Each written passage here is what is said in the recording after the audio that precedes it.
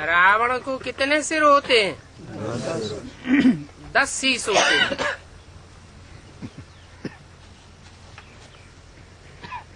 राम को 1 शीश दिखाते हैं और रावण को 10 शीश दिखाते हैं। कोई कारण होगा? क्या कारण है कि राम को 1 शीश और रावण को 10 शीश दिखाते हैं?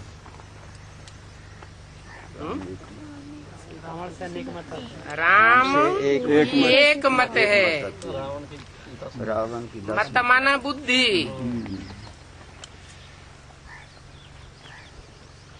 शीश में से ही बुद्धि होती है और रावण के 10 शीश अर्थात 10 प्रकार की बुद्धि। एक बात कहेगा, दूसरी बात कहेगा, तीसरी बात कहेगा। 10 और 20 प्रकार की बातें आती रहेंगी। सत्य एक होता है या अनेक होता है? सत्य तो एक ही होता है। अंग्रेज लोग भी कहते हैं गॉड इज द ट्रुथ।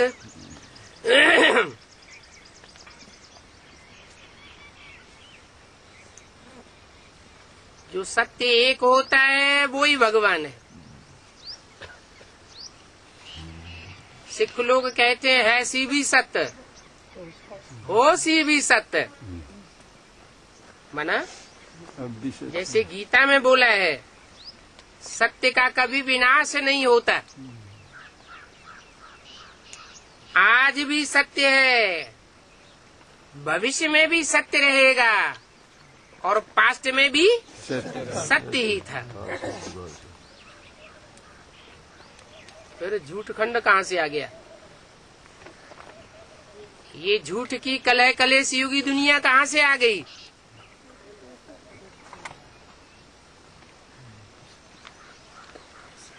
है तो झूठ की दुनिया, पहले नहीं थी। पहले सत्ययुग में सत्य ही था।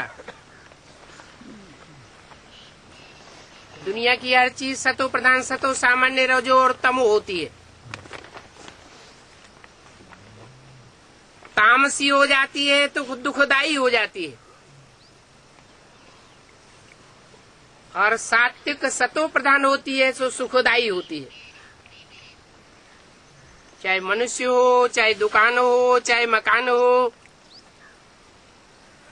पहले सतो प्रधान सुखदाई और बाद में तमो प्रधान दुखदाई। ये दुनिया भी सत्ययुग में सत्य थी 100%, और जब ये दुनिया तमो प्रधान बनती है तो 100% दुखदाई होती है। परंतु 100% दुखदाई दुनिया में सत्य नष्ट नहीं होता, प्रायः लोप होता है। जैसे हिंदू धर्म के लिए कहते हैं प्रायः लोप होता है, और धर्मों के लिए कहते हैं प्रायः लोप नहीं है। क्रिश्चियंस दुनिया की कितनी बड़ी आबादी में फैले हुए तो प्रायः लोप कहेंगे। मुसलमान दुनिया के सारे ही खंडों में छा गए थे तो प्रायः लोप थोड़े ही कहेंगे। देवी देवता सनातन धर्म के लिए कहा जाता है प्रायः लोप। देवतुल्य आत्माएं देखने को नहीं मिलती है, जिनका काम ही होता है नाम के आधार पर देना। दूसरों को सुख देते हैं, दुख नहीं देते। और ये दुखदाई दुनिया जो आज संसार में देखने में आ रही है, ये रावण की बनाई हुई 10 सिरों वाली दुनिया है, 10 मतों से बनाई हुई दुनिया है। कौन से हैं वो 10 मत? कोई तो 10 मत होंगे, उन 10 मतों की शुरुआत करने वाले तो कोई होंगे।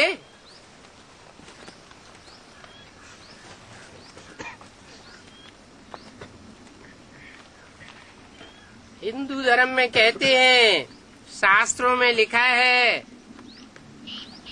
कि भगवान के 10 अवतार हुए, 10 अवतार प्रसिद्ध हैं।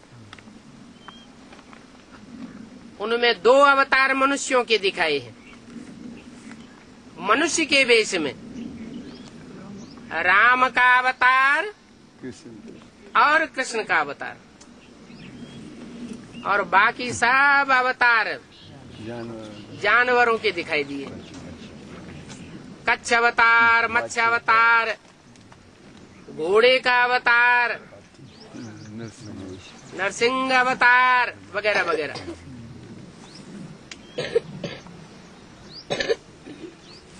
तो ये जो 10 अवतार दिखाए हुए हैं,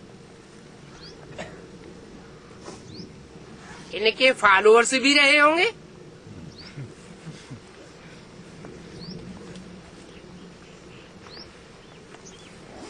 हिंदुओं में तो मान्यता है कि मनुष्य 84 लाख योनियों में भ्रमण करता है।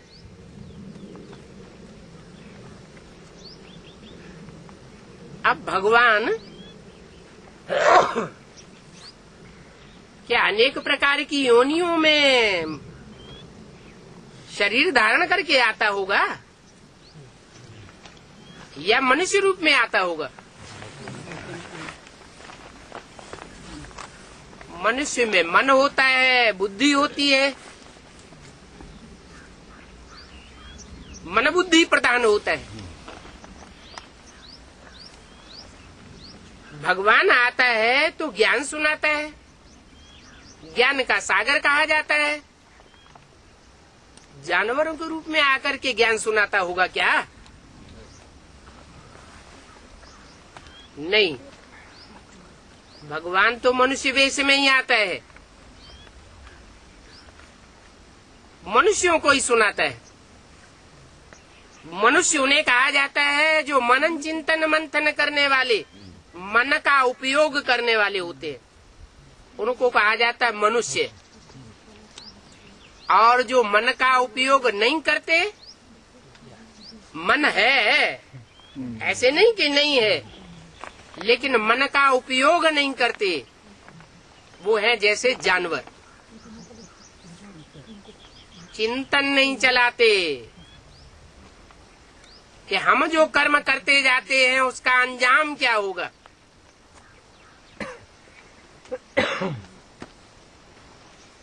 कि दुनिया कैसे चलती है, इसका रचयिता कौन है, ये कैसे वैरायटी रचना है। इन बातों में बुद्धि चलती नहीं। फिर काहे में बुद्धि चलती है? जैसे जानवर होता है, अपने तन के पोषण में ही बुद्धि जाती है। तन अर्थात देह,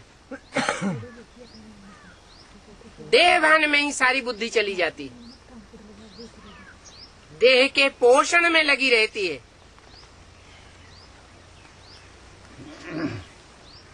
आत्मा के चिंतन में बुद्धि नहीं रहती।